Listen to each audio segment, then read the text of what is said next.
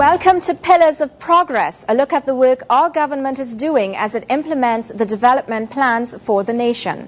I'm Anne-Marie Ganes, and in our first story, Prime Minister Kamla Persad-Bissessar says just over 7,000 HDC houses are available for distribution and not the 20,000 claimed by the last administration.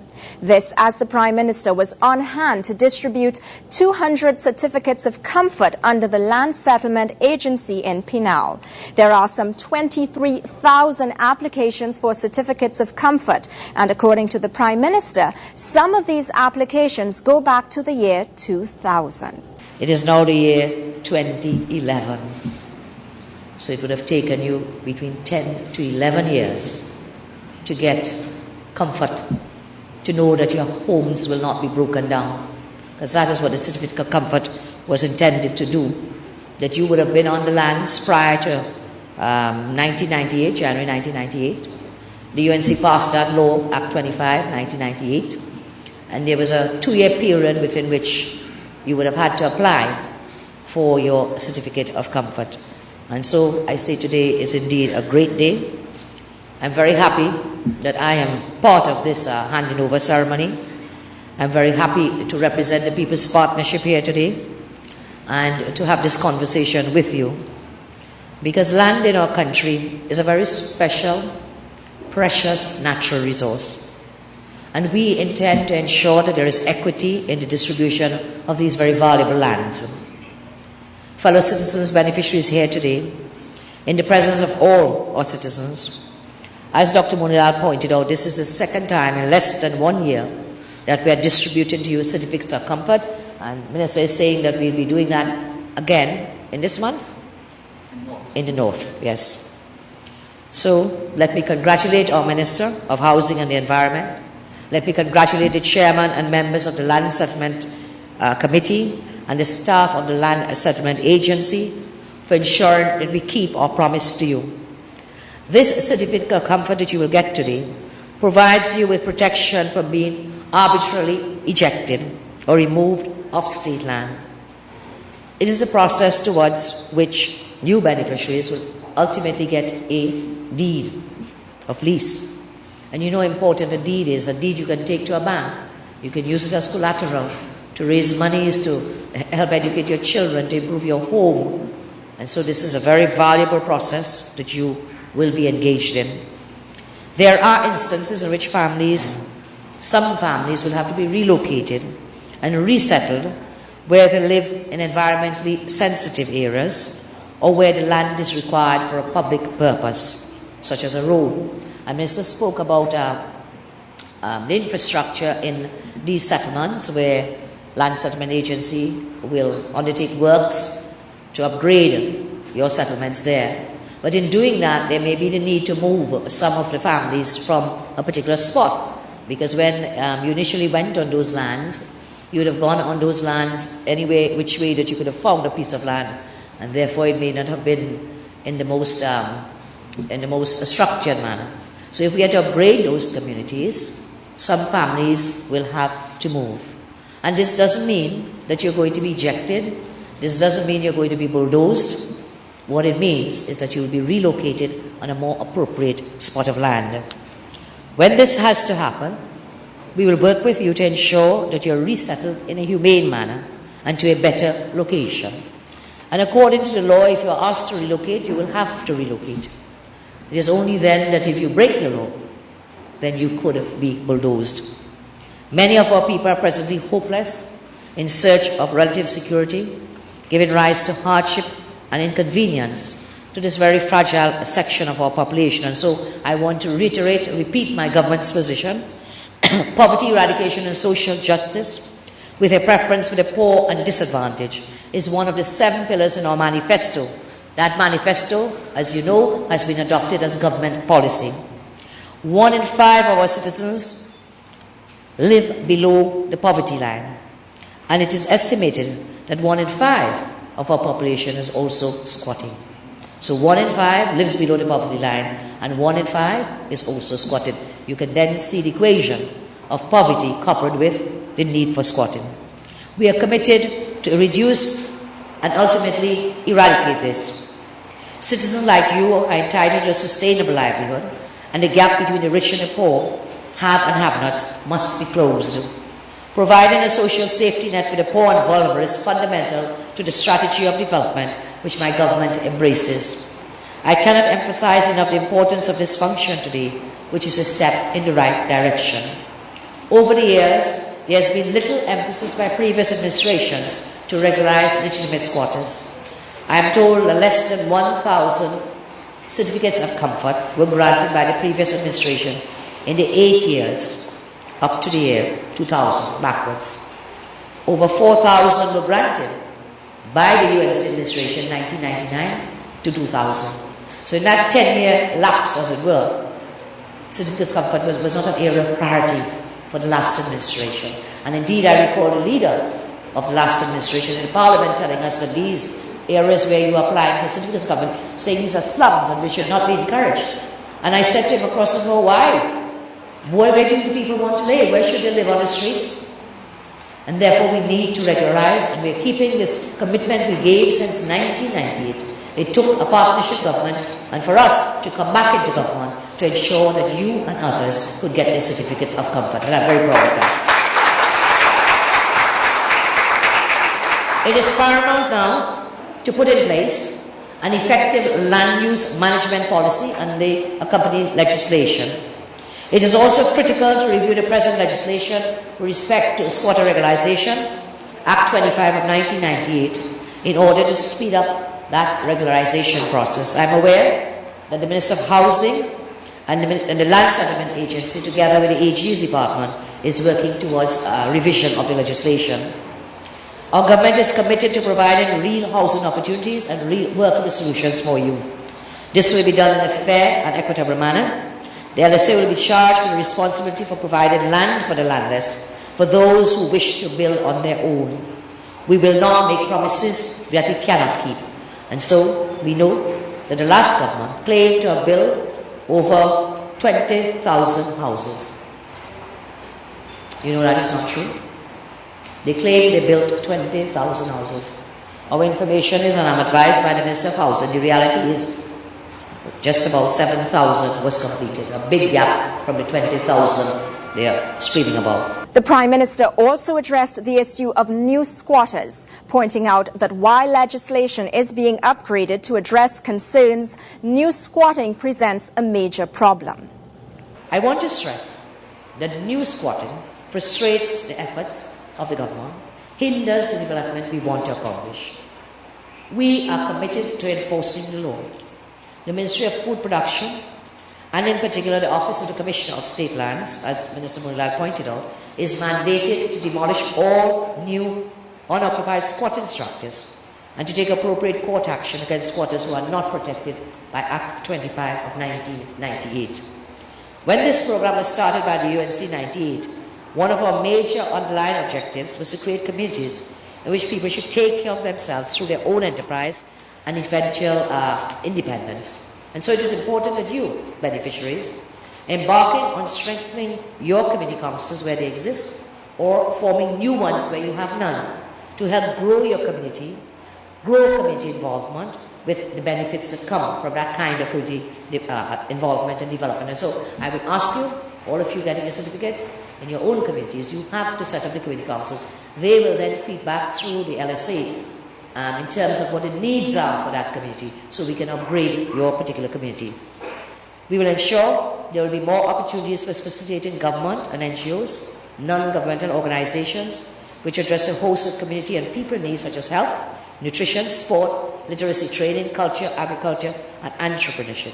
A major exhibition on science and technology has opened at the National Science Centre in Dabadi. It is being dubbed Sci Techno Fest, and it will be open to the public every day until May 15th. Sci Techno Fest is being organized by NIHIS together with the Ministry of Science, Technology and Tertiary Education.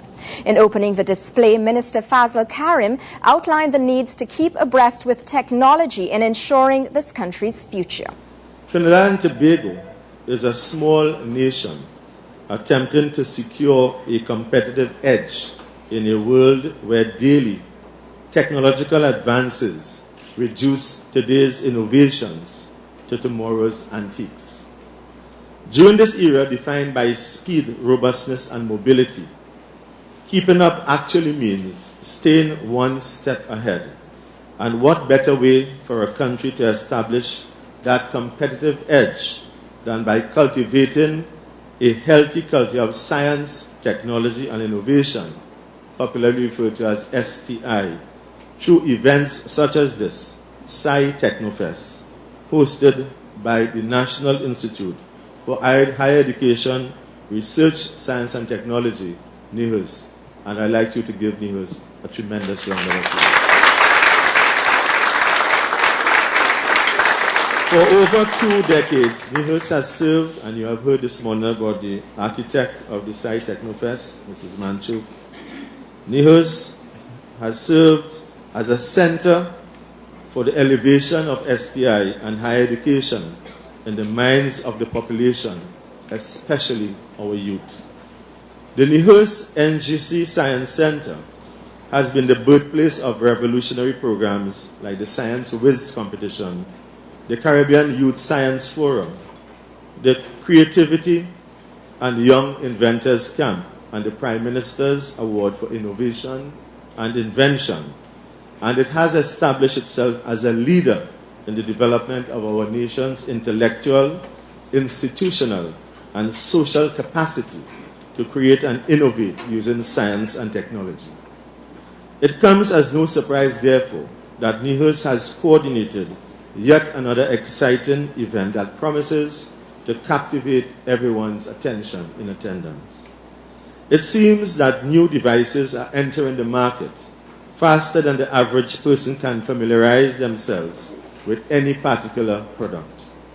Thanks to the advent of social networking sites like Facebook and Twitter, our virtual existence has unavoidably become an extension of our physical one. Indeed, technology has come to define who we are as a people, and innovation has become a marker of our collective success. As Trinidad and Tobago progresses, therefore, it is imperative that every individual, enterprise, and government has a firm grasp of exactly what technology exists on the market, what it is capable of, and how it can be used to our advantage as we work together to build a stable, self-sustainable nation.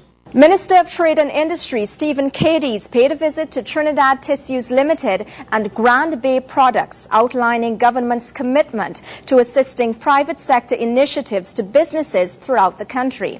This as Minister Cadiz returned from last week's official trip to Brazil, which was led by the Prime Minister. During his visit, he noted some of the official and cultural aspects of business in Brazil, making a comparison with local businesses. Trinidad and Tobago is extremely competitive, not just competitive, extremely competitive. And if there are things that government has to do, whether it's this administration or any other administration, if there are things that we have to do to ensure the competitiveness of Trinidad manufacturers, well then that's what we have to do. I just came up from Brazil over the weekend, and in Brazil, one thing that stood out is that every meal that was served was 100% Brazilian. From slices of cashew on the breakfast buffet, all right, to mango, to whatever it is. So everything that they had there was Brazilian. Brazil also has this legislation that local input has to be roughly 60%. So 60% of what is used in Brazil must come from Brazil or by Brazilians. The cars that we rode in were all made in Brazil. It is very rare you saw a Mercedes-Benz or you saw an Audi or BMW. You saw Ford and Volkswagen and what have you, all produced in Brazil. And when I look at that, I am not a protectionist person. I don't believe in protectionism to that extent. But I do see the results and and as to why countries like Brazil would want to do it. So again, we have no intention of doing that here. What I prefer to see in Trinidad is to make our manufacturers competitive, whereby you don't need that type of non-tariff protection, but you need other incentives if there are other incentives that we can give to make you competitive, then that's what we have to do. The Ministry of Health, together with its stakeholders, has completed and delivered its strategic plan for 2012 to 2016.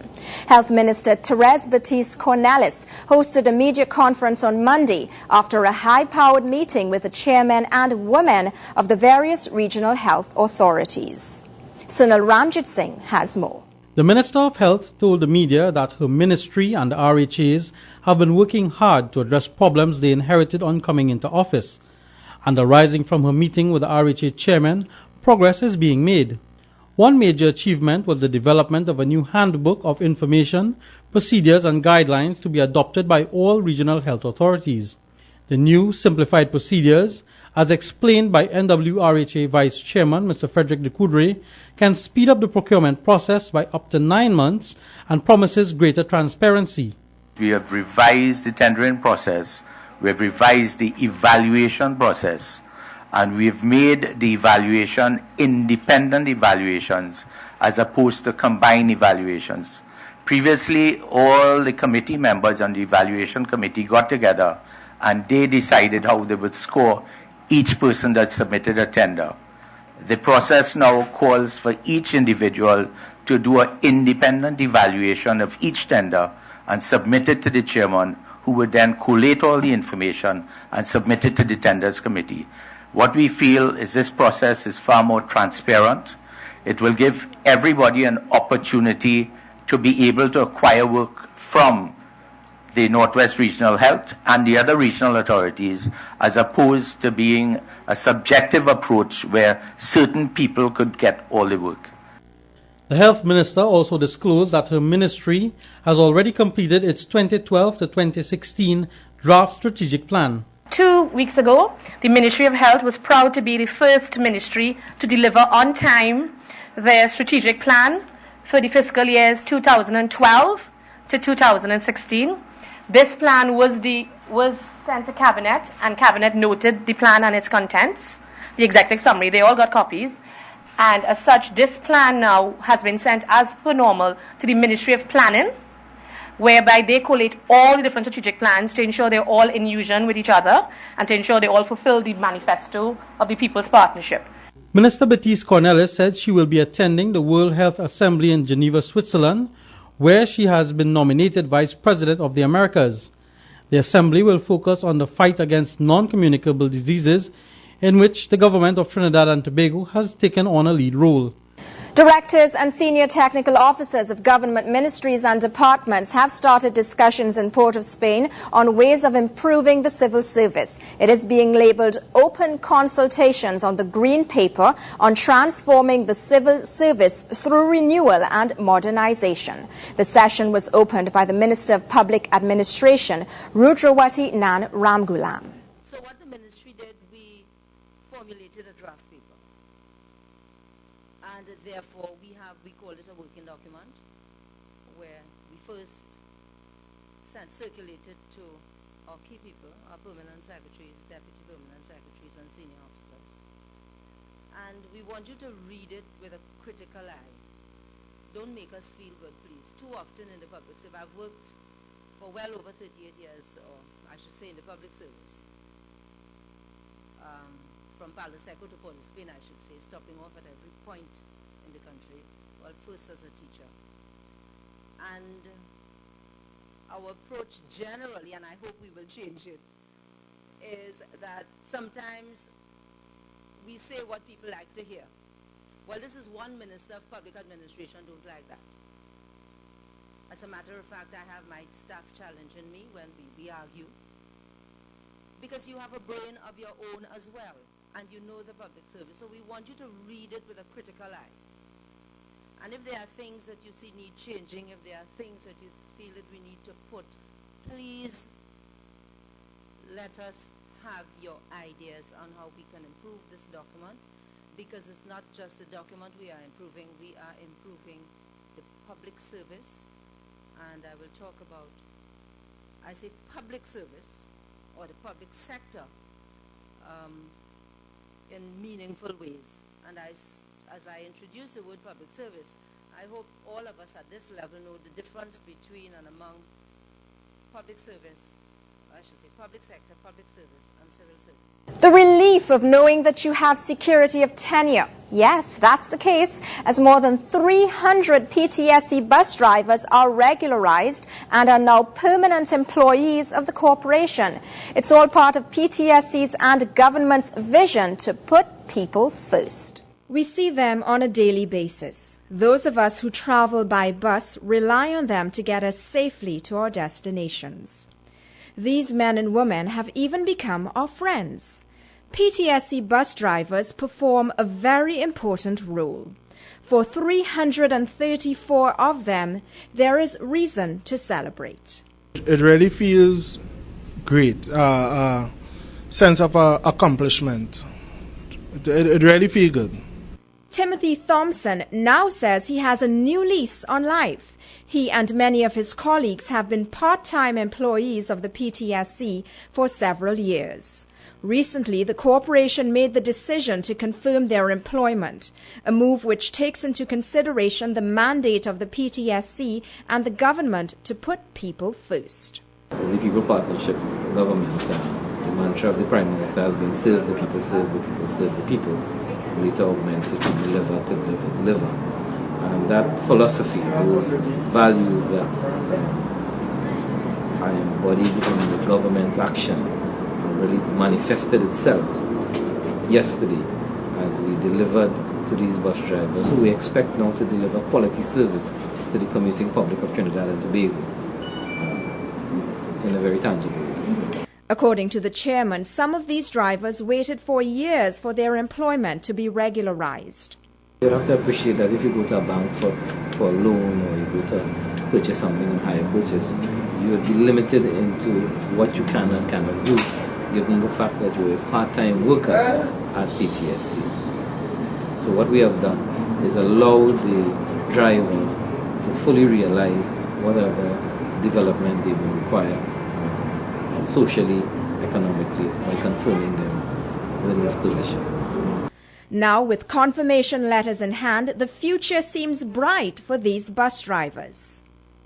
The letter has brought some relief, some comfort, because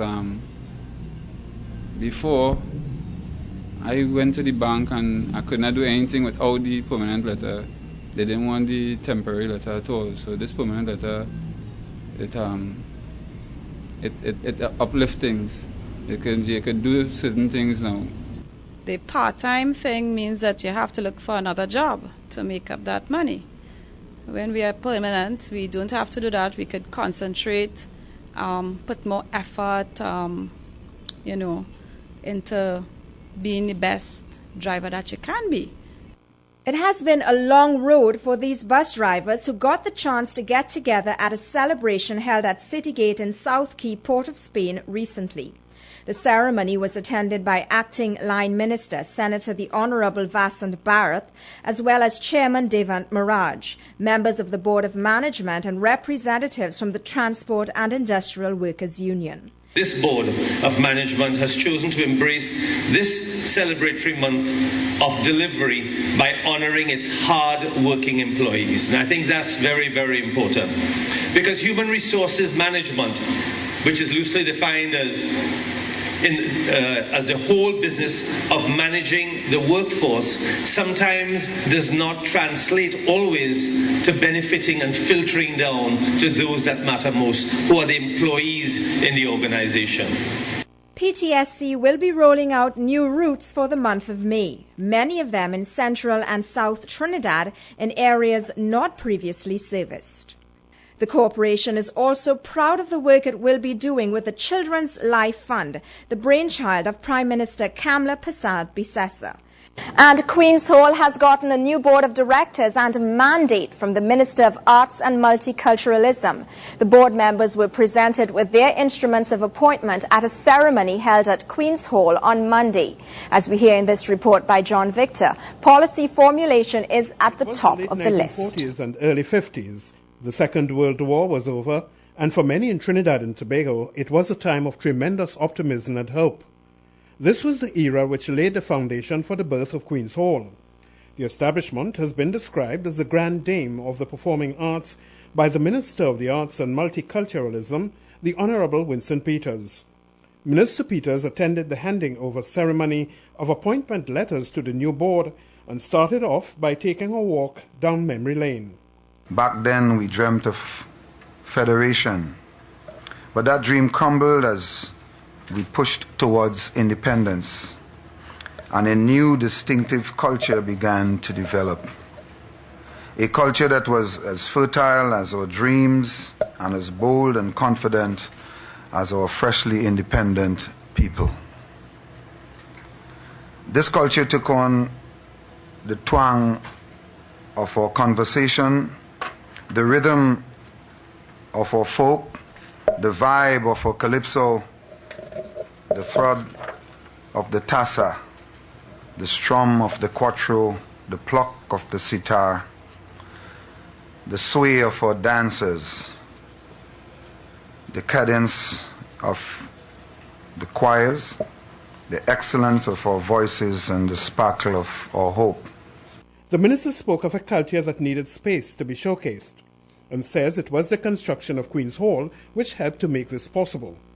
Minister Peters says Queen's Hall has made culture and the performing arts accessible as never before. Each year, scores of producers entertain, educate, and elevate the hearts and minds of thousands of people who attended a wide variety of shows here. Queen's Hall has offered a forum to connect a people to its culture and an audience to the performing arts.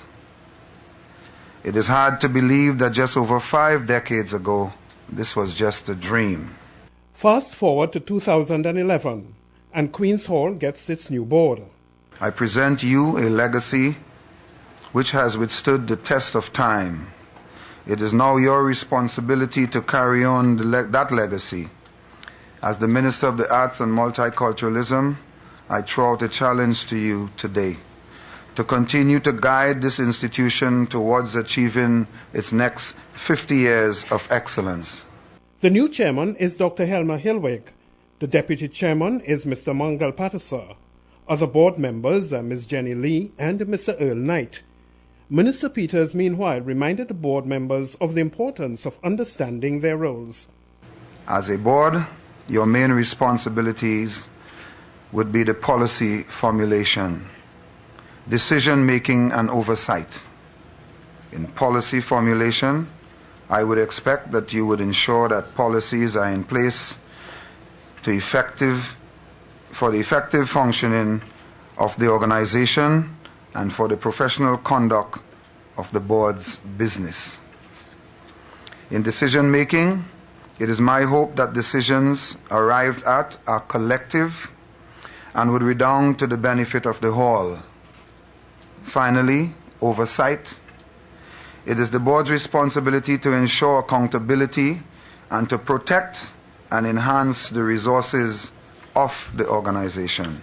And the new chairman, Dr. Helma Hilweg, had this to say. I'm also very glad that you made appointments which clearly give us a nice diversity from these arts forms which normally showcase in Queen's Hall. We have the music, we have the dance, we have, I just heard the steel pan, and now myself have a little bit the theater, the acting background. And if you normally combine it with a proper accountant and a proper lawyer, then you normally have a very good board. The minister gave the board his word that he will support them, and as for his expectations, well, he says nothing short of excellence. I'm John Victor for the Government Information Services. And thanks for joining us on Pillars of Progress. Join us again tomorrow for another look at our government at work.